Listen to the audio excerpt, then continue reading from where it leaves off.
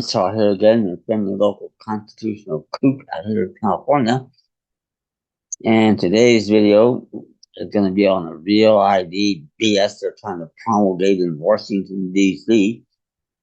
Who knows what authority, by the way, that's legally called over Ronto, afraid you want to remember.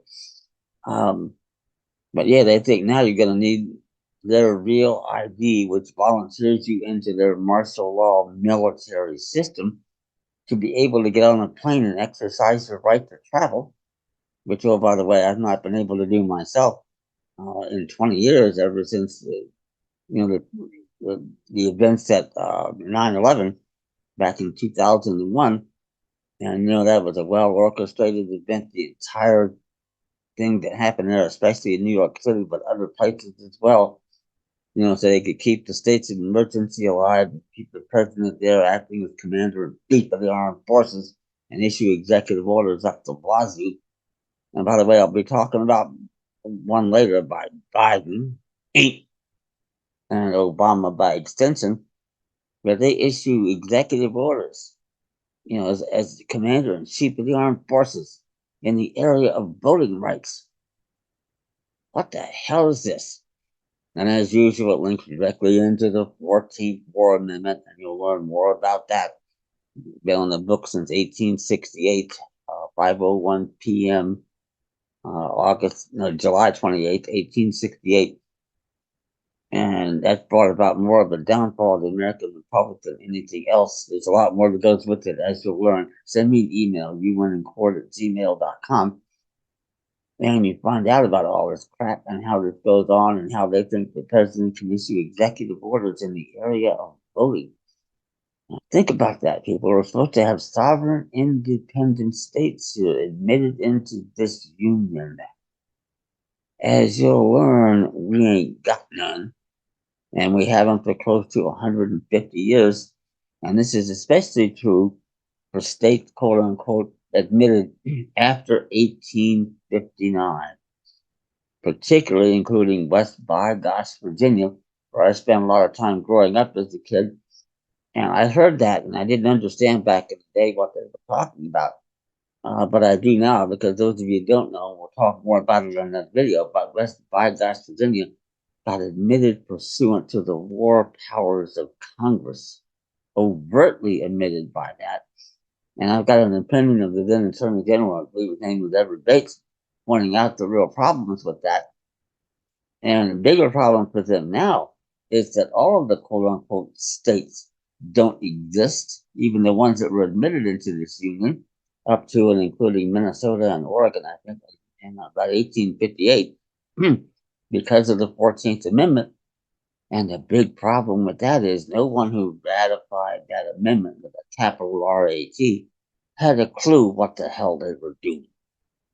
And they were creating, as you'll learn, send me an email, uwinandcourt@gmail.com, what I call it just solely foreign state subordinate corporate dead citizenship. No one knew it, and that's all these bastards recognize these days. They think we're a fucking corporation out here. Somehow can't distinguish you between IBM, Chase Bank, or Microsoft. What's hard about that? We're not living people. We don't have creative endowed rights. Wow, how the hell did that start? And luckily, I've got a lot of knowledge, and I didn't get it overnight either. It took me a while for all the pieces to come together, and I'll help you be able to do it a lot more quicker than I did.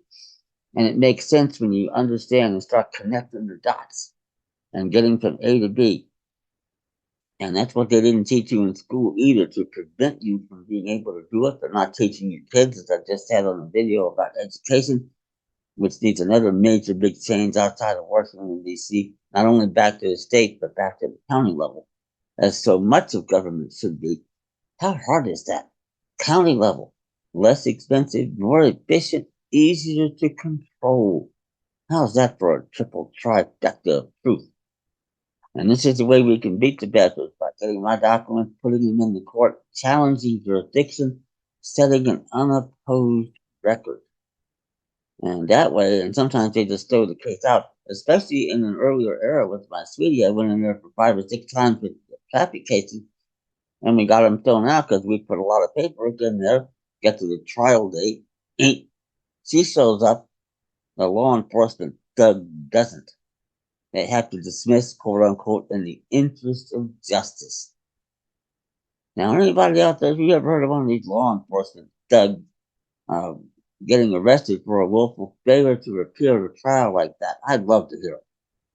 That's what they do to us, but they can't do it, as you'll learn. Send me an email, youwinnincourt@gmail.com, because they don't have jurisdiction and they never had it. If we show up in proprietor persona sui juris as lawful de jure jus and buenos state citizens, or even inhabitants of territories, and having filed documents, the local dumbass has the burden of proof on jurisdiction and venue, and the neutral magistrate is what should be there, should throw your case out, out the door, even if only without prejudice the first time, but with prejudice, because they have the burden, and if they don't sustain that burden of proof, they've got no case. That starts to happen, and we make a giant leap in individual freedom and liberty. That's what I'm striving to help all of you do, and also to teach your family and your posterity, so that they'll know coming up they'll be so far ahead of most other people in this whole system now. It won't be funny, but they'll know, they will have learned. And when you get my materials, you're going to see I say it with attitude and with authority. For example, when I say there are no states, I've got an 83-page legal brief on that. First 7 pages are nothing but citations to authorities, crying out loud. And yet it's never been ruled on.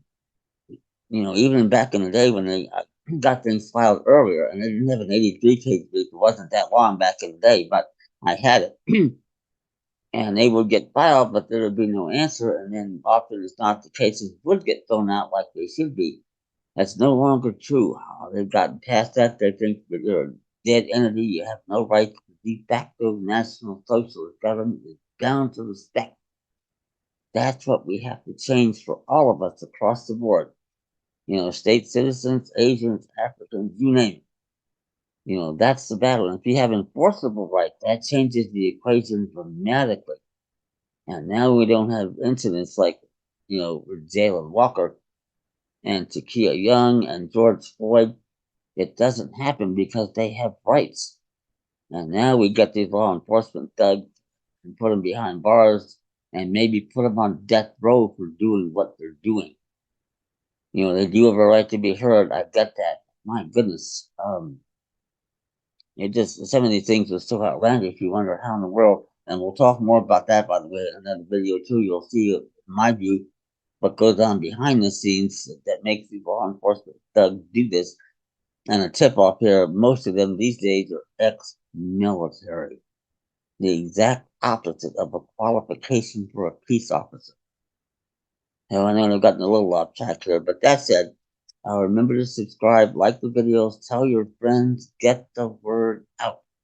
The quicker we take action across the board, the quicker we get our government back, our freedoms, our liberties, our rights. That's great for you, your family, and your posterity. Thank you.